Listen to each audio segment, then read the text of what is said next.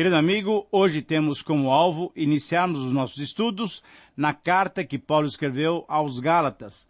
Lembrando que serão 20 programas em que nos deteremos no estudo desse livro que tem feito grande diferença na vida daqueles que se esmeram em estudá-lo. Mesmo que você esteja só ou reunido com seus familiares ou talvez no seu pequeno grupo, o meu desejo é que você possa usufruir da riqueza da Palavra de Deus que vamos encontrar no estudo desse livro. Vamos então hoje gastar o nosso tempo, passar o nosso tempo trabalhando com as questões introdutórias relativas à carta que Paulo escreveu aos Gálatas. Eu tenho dito praticamente em todas as introduções dos livros que nós começamos a estudar que o estudo do contexto desses aspectos introdutórios é importante porque eles nos ajudam a entender o texto da Palavra de Deus, conhecer a autoria, os destinatários, por que foi escrito esse livro, quando que foi escrito, quais eram as circunstâncias. Essas informações nos ajudam a entender aquilo que nós lemos na Palavra de Deus. Portanto, eu chamo a sua atenção para esses comentários que faremos hoje a respeito da introdução ao livro, a carta que Paulo escreveu aos Gálatas. Primeiramente, em relação à introdução mesmo da carta. Essa carta é uma das fontes, provavelmente a melhor, que nos informa sobre o início do Evangelho na Galácia. Graças ao seu conteúdo, ficamos sabendo das atividades missionárias desenvolvidas por Paulo numa região que cobria grande parte da zona central da Ásia Menor e que, desde o século I a.C., já estava sob o domínio do Império Romano na condição de província, diferente de Filipos, que era uma colônia romana. Naquela época, a Galácia era habitada pelos descendentes das antigas tribos dos celtas, ou galas, de onde se originou o seu nome. Esses antigos celtas, 3 séculos antes, tinham emigrado do centro da Europa para aquela região. Algumas dessas tribos chegaram até a Ásia Menor e se estabeleceram aos poucos, logo se espalhando então pelos amplos territórios até os limites da atual Turquia. A Galácia, além da carta, é mencionada apenas 5 vezes no Novo Testamento, em Atos 16, em Atos 18, 1 Coríntios 16, 2 Timóteo capítulo 4 e 1 Pedro capítulo 1. Mas é importante notarmos que, apesar dessas poucas referências, a importância que teve a região no início do cristianismo foi marcante. Por quê? Porque, conforme o testemunho pessoal de Paulo, ali ele anunciou o Evangelho e certamente ele fundou ou organizou um bom número de pequenas comunidades dispersas por toda a província. Nós constatamos isso em Atos 14, 21 a 23. Agora, um outro aspecto em relação à autoria. Nós temos sempre 2 aspectos com relação à autoria. Primeiramente, as evidências externas e depois as evidências internas. Com relação às evidências externas, isso é, pessoas de fora da carta, textos fora da carta, que nos autorizam a entender que Paulo foi o autor dessa carta. Os seguintes autores, então, atribuíram essa carta ao apóstolo Paulo. Logo, bem no início do cristianismo, o cânon de Marcion, o cânon Muratório, Irineu e também Tertuliano, pais da igreja, testificaram que essa carta foi escrita pelo apóstolo Paulo. Nos tempos modernos, até mesmo a escola de Tübingen, uma escola alemã de linha mais questionadora, ela aceitou essa carta como sendo genuinamente paulina. Em relação às evidências internas, a carta reivindica a própria autoria paulina. Veja lá no capítulo 1, versículo 1. As referências pessoais também, que aparecem no capítulo 1 e no capítulo 2, se harmonizam com o que nós conhecemos da vida de Paulo através daquilo que nós já estudamos no livro dos Atos dos Apóstolos. O ensino também relativo à justificação pela fé nos capítulos 3 e 4 corresponde ao ensino de Paulo em outras cartas da sua autoria. E o problema principal da carta, isso é, o combate à vida cristã presa ao legalismo, se enquadra perfeitamente ao padrão das igrejas nos tempos de Paulo, isto é, nos primeiros anos do Evangelho. O espírito agudo da carta corresponde ao caráter objetivo de Paulo quando ele tratava de assuntos que poderiam fazer algum mal à igreja. Então agora, em relação à definição da data e o local da escrita, temos também que perceber detalhes importantes para podermos compreender o texto da carta. Conforme um autor muito conhecido, famoso comentarista chamado Hendrickson, nós que adotamos a teoria da Galácia do Sul, chegamos a uma data mais recuada, porque durante as 3 viagens missionárias de Paulo, ele trabalhou na Galácia do Sul antes de qualquer outro grupo de igrejas. Essa posição pode ser baseada nos seguintes pontos. Primeiro, essa carta aos Gálatas foi escrita depois do Concílio de Jerusalém, pois escreve a relação de Paulo com os outros líderes cristãos. A viagem a Jerusalém, mencionada em Gálatas 2:1, deve ser identificada com aquela iniciada em Atos 15, 1-4. Essa carta também foi escrita depois das 2 visitas prévias à Galácia. A primeira contemplada em Atos 13 e 14, na primeira viagem, e a segunda relatada em Atos 15, 40 até 16, 5.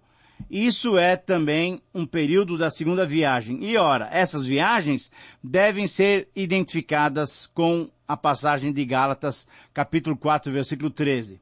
Essa carta foi escrita logo depois da conversão dos Gálatas, pois Paulo ficou surpresa com a rapidez, ele ficou tremendamente chocado, perplexo até, com a rapidez com que eles estavam se afastando de Deus, que os tinha chamado, para uma outra posição, para um outro evangelho, pregado, infelizmente, por falsos mestres.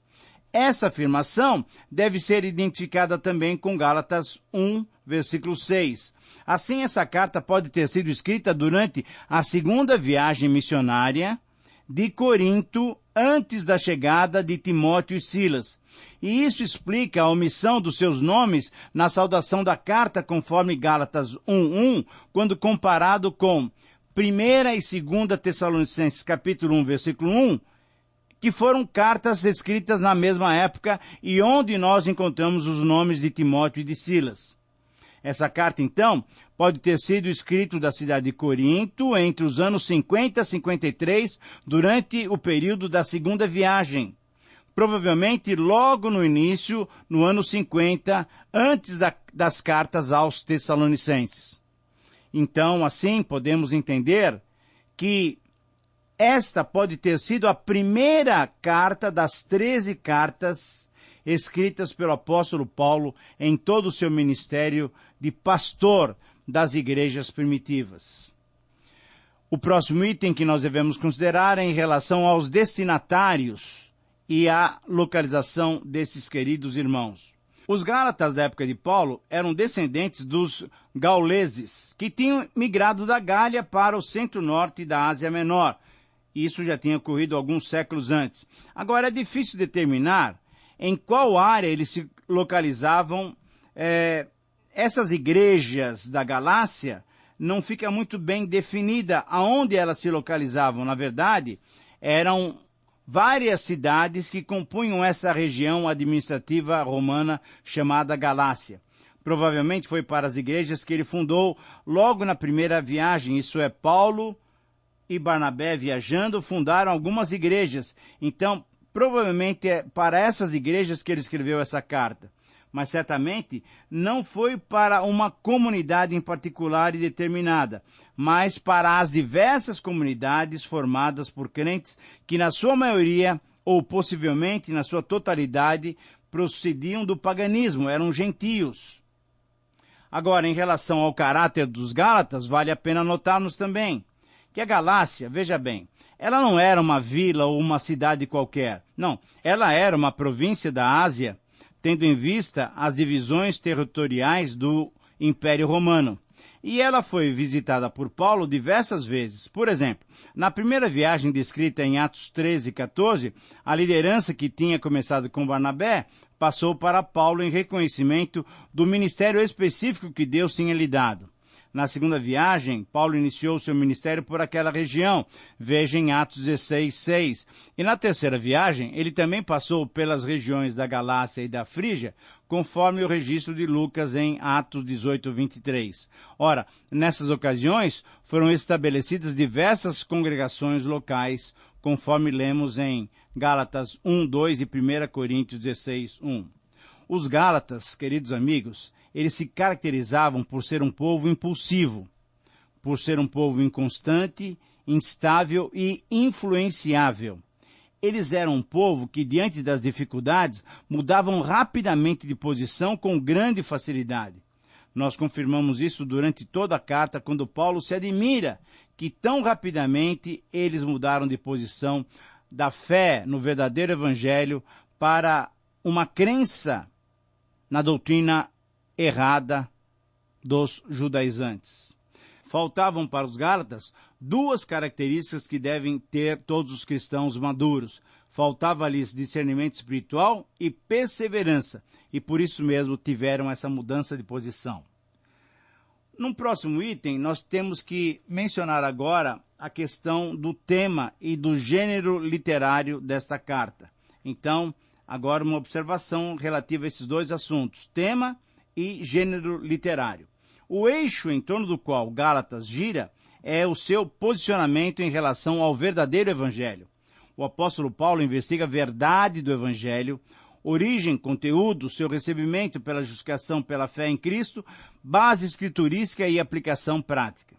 A igreja cristã na Galácia e até mesmo em outras regiões daquele primeiro século, logo no início, atacada pela pregação dos judaizantes, estava confusa quanto ao relacionamento que deveria ser mantido com o judaísmo e com a lei mosaica.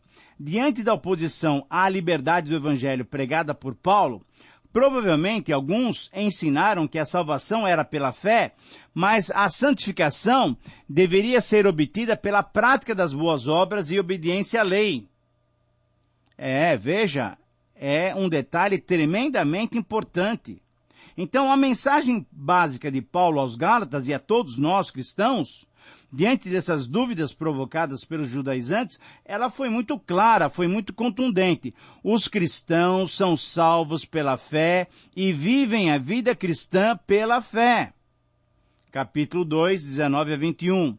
E esta vida é a vida plena de liberdade, é a vida descrita como a vida no Espírito, é o andar no Espírito. Querido amigo, as obras e a lei não salvam nem santificam. A decisão do Concílio de Jerusalém em 49, depois de Cristo, conforme Atos 15, ajudou a resolver essa questão de uma forma conclusiva. Todo cristão deve ter em mente que a santificação é tanto uma posição concedida por Cristo, quanto um processo de se tornar espiritualmente maduro em Cristo, ao viver a vida cristã pela fé no poder do Espírito Santo. Em outras palavras, Paulo está dizendo o que temos afirmado em diversas ocasiões: torna-te aquilo que tu és. De um modo geral, em relação ao gênero literário, a epístola aos Gálatas é bem semelhante a outras epístolas de Paulo, bem como ao padrão das epístolas daquela ocasião, daquela época, daquele tempo. Embora muitos considerem a carta como uma carta apologética, isso é, de defesa da fé, não há provas suficientes para chegar a essa conclusão de que Paulo elaborou essa carta aos Gálatas como uma epístola apologética. Não, ele quis simplesmente trazer a igreja novamente ao bom senso, à fé genuína no verdadeiro evangelho. Então, em sétimo lugar, em relação ao propósito, nós temos que verificar mais esse aspecto introdutório, porque Paulo tinha em mente pelo menos 3 propósitos bem relacionados para escrever aos Gálatas. Primeiro, ele quis defender a sua autoridade como apóstolo contra as declarações dos seus opositores, que eram falsos irmãos, que tinham dito, que estavam dizendo que a mensagem dele não deveria ser crida porque ele não era um dos apóstolos que fazia parte daquele grupo inicial dos 12 apóstolos. Ele quis escrever também para definir, para explicar, para comprovar a mensagem do verdadeiro evangelho que estava sendo ultrajada por esses falsos mestres, pelos judaizantes. E certamente ele quis escrever também, o seu propósito ao escrever Gálatas foi aplicar a mensagem do evangelho à vida cristã pelo poder do Espírito Santo, conforme nós lemos no capítulo 5. Então, em relação à teologia, em 8º lugar, podemos entender que o conteúdo teológico dessa carta, ela mostra que o alvo de Paulo foi combater a heresia judaizante, que rapidamente se espalhou entre os Gálatas. Os judaizantes eram judeus que haviam crido no Evangelho, veja bem, mas que insistiam que além da fé em Cristo, os cristãos deveriam ser circuncidados e observarem também a lei de Moisés, para que aí então fossem salvos. Teologicamente, Paulo escreveu Gálatas para persuadir a igreja que não apenas a salvação é pela fé, e não pelas obras ou pela lei, mas exatamente o contrário. Veja bem, a salvação, diz Paulo, e também a vida cristã, devem ser vividas pela fé, à medida que os crentes experimentam a sua liberdade em Cristo. Liberdade essa aplicada pelo Espírito Santo à vida de todos nós cristãos. Portanto, a teologia básica de Gálatas tem relação com a verdade do Evangelho e com as suas implicações práticas para as nossas vidas. A aplicação dessa mensagem deve ficar nitidamente clara. Para um cristão que foi salvo pela fé, viver a vida cristã através de obras legalistas equivale a anular a obra de Cristo na cruz, deixar escapar a liberdade do viver no Espírito. Nós temos que entender isso e temos que aplicar essas verdades para as nossas vidas. Muito bem, mas vamos dar sequência aos nossos aspectos introdutórios. E agora em relação à estrutura do texto. Gálatas pode ser dividido em algumas partes principais, e eu quero pelo menos trazer essas partes principais para você. No capítulo 1, versículo 1 a 9, nós temos uma introdução. No capítulo 1, 10 até 2:21, o argumento biográfico, uma revelação independente. No capítulo 3, 1 a 4:31, o argumento teológico, o fracasso do legalismo. No capítulo 5, 1 até 6:10, um argumento prático, o efeito da liberdade. E nos versículos 11 a 18 do capítulo 6, temos uma conclusão. Agora, em 10º lugar, em relação às peculiaridades da carta, podemos destacar pelo menos duas delas. Nessa carta, Paulo trata com os Gálatas do mesmo assunto que foi tratado no Concílio de Jerusalém. E um outro detalhe importante que é peculiar a esta carta, o tema da liberdade cristã, o seu equivalente, é mencionado e enfatizado pelo menos 11 vezes nessa pequena carta. Por isso dizemos que Gálatas é a carta da liberdade cristã. Em 11º lugar, em relação aos estragos provocados pelos judaizantes, nós vamos confirmar em toda a carta que realmente essa doutrina era uma doutrina que causava perversão na verdadeira fé do Evangelho. E em 12º lugar, em relação à importância do estudo de Gálatas, todo cristão que se preocupa com a saúde espiritual da sua vida particular e com a saúde da vida da sua comunidade deve estudar essa carta de forma profunda. Veja bem, assim como nos preocupamos com os ingredientes descritos nas embalagens de certos alimentos que procuramos adquirir no supermercado, nas feiras, enfim, o estudo de Gálatas também nos proporcionará uma atenção maior aos aditivos e aos ingredientes adicionados ao Evangelho, que podem prejudicar a nossa saúde espiritual. Essa carta, então, nos mostra esses aditivos artificiais e nos mostra que eles são nocivos ao puro Evangelho. Ao estudarmos essa carta, vamos ser conduzidos aos fundamentos da nossa fé. Vamos perceber que a verdade do Evangelho é pura e deve ser aplicada em nossas vidas. Paulo utilizou métodos bem atuais para combater os ataques heréticos dos judaizantes. Ele usou a narrativa da sua conversão, usou a ilustração da vida de Abraão e usou até uma pitada de humor sarcástico para mostrar aos Gálatas e a nós também que não vale a pena deixar a verdade do Evangelho. Através do estudo dessa carta, nós vamos verificar a importância da vida no Espírito. Viver a vida cristã é viver uma vida comandada e dirigida pelo Espírito Santo. O estudo da carta aos Gálatas é atual e importante, principalmente diante da igreja brasileira ter uma tendência à prática judaizante, ter uma tendência à prática do galacianismo. É uma palavra talvez que você nunca tenha ouvido, mas é exatamente essa prática de querer voltar a valorizar símbolos judaicos. Portanto, eu quero convocá-lo, quero estimulá-lo a estudar com muita profundidade e muita seriedade essa carta tão importante para os Gálatas como também para os nossos dias. Querido amigo, que Deus te abençoe. E o meu convite é que você se encontre comigo no próximo programa, quando nós começaremos com o texto de Gálatas. Um grande abraço e até lá.